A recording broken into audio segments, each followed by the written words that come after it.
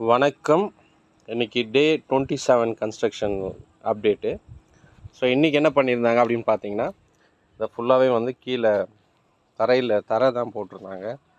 தரையில் என்ன பண்ணியிருக்காங்கன்னா, ஏற்கனவே மண் கொட்டி ஃபுல்லாக பார் மண் கொட்டி நம்ம வந்து தண்ணி விட்டு கூராடி வச்சுருந்தோம். ஸோ அது கூராடி ஒரு 1 வீக் மேலே ஆச்சு.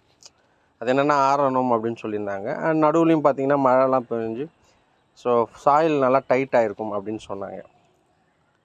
ஒரு 7 days கேப்புக்கு பிறகு என்ன பண்ணோம், இன்றைக்கி வந்து 1.5 ஜல்லி, நேற்று ஒரு 5.5 டன் வச்சுருந்தோம். அதில் ஃபுல்லாகவே 1.5 ஜல்லி போட்டு ஃபஸ்ட்டு வந்து ஒரு லேயர் வந்து இது ஃபுல்லாகவே 1.5 ஜல்லி போட்டாங்க.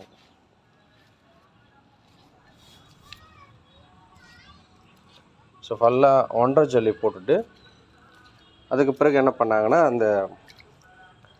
இந்த முக்கா ஜல்லின்னு சொல்லுவாங்க, அந்த முக்கா ஜல்லியும் அந்த சிமெண்ட்டு அண்ட் எம்சாண்டு இதெல்லாம் போட்டு கலவைய மிக்சராக எடுத்துகிட்டு வந்து போட்டுட்டு, அண்ட் அதுக்கு மேலே வந்து ஃபுல்லாக கான்க்ரீட் அந்த திம்ஸு போட்டு அடிச்சுப்போம். அந்த தடைங்கள் தெரியும்னு நினைக்கிறேன். இதை பார்த்தா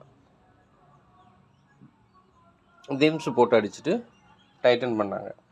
ஆக்சுவலாக என்ன ப்ராசஸ்னால், இது வந்து கொஞ்சம் கான்க்ரீட்டில் வந்து கான்க்ரீட் மிக்சரில் கொஞ்சம் சிமெண்ட்டோட அளவு கம்மியாக போடுவாங்க அண்ட் கொஞ்சம் லூஸனாக இருக்கும் அப்படின்னு சொல்லுவாங்க. ஆனால் நான் என்ன சொன்னேன்னா, இது வந்து தண்ணி நின்னாலும் ஓதம் ஏறாமல் இருக்கிறதுக்காக கான்க்ரீட் மிக்சரை வந்து கொஞ்சம் களிப்பாக போடுங்க அப்படின்னு சொல்லியிருந்தோம். களிப்பானா இந்த சென்ஸ் வந்து சிமெண்ட்டு கொஞ்சம் கூடவே போடுங்க, அதில் வந்து எம்சாண்டு கொஞ்சம் கம்மியாக போட்டுட்டு சிமெண்ட்டோட அளவை கொஞ்சம் ஏற்றிக்கங்க, ரேஷியோஸை மாற்றி போடுங்க அப்படின்னு சொல்லியிருந்தோம். ஸோ எதனாலனா, அந்த களிப்பாக போட்டோன்னா அப்படியே சிமெண்ட்டு நின்றுடும். அப்படி நின்றுச்சுன்னா நமக்கு வந்து களிப்பானா இந்த ஃப்ளோர் இருக்குது இல்லைங்களா, தரை ஸ்ட்ராங்காக இருக்கும். அந்த தரங்க ஸ்ட்ராங்காக இருந்ததுன்னா வந்து தண்ணி வந்து ஈஸியாக அவ்வளோ மேலே வராது அப்படின்ற காரணத்துக்காக அதை போட சொன்னோம். அண்ட் இன்னொரு ஒர்க் பண்ணியிருந்தாங்க, என்னென்னா சம்பு. பார்த்தா தெரியும் நினைக்கிறேன். எங்களுக்கு சைடில் 3 அடி தான் விட்டுருந்தோம். ஸோ அதுலேயே பார்த்திங்கன்னா நாங்கள் வந்து சம்பு போடுறோன்னு கன்ஸ்ட்ரக்ஷன் பண்ணிட்டோம். இந்த சம்பில் பார்த்திங்கன்னா இங்கே அந்த ஃபஸ்ட்டு ஒரு பாக்ஸ் மாதிரி இருக்குது பார்த்திங்களா, அது வந்து 2.5 அடியில் வந்து 2.5 அடி அகலம் அண்டு நீட்டு பார்த்திங்கன்னா 10 அடி இருக்கும்.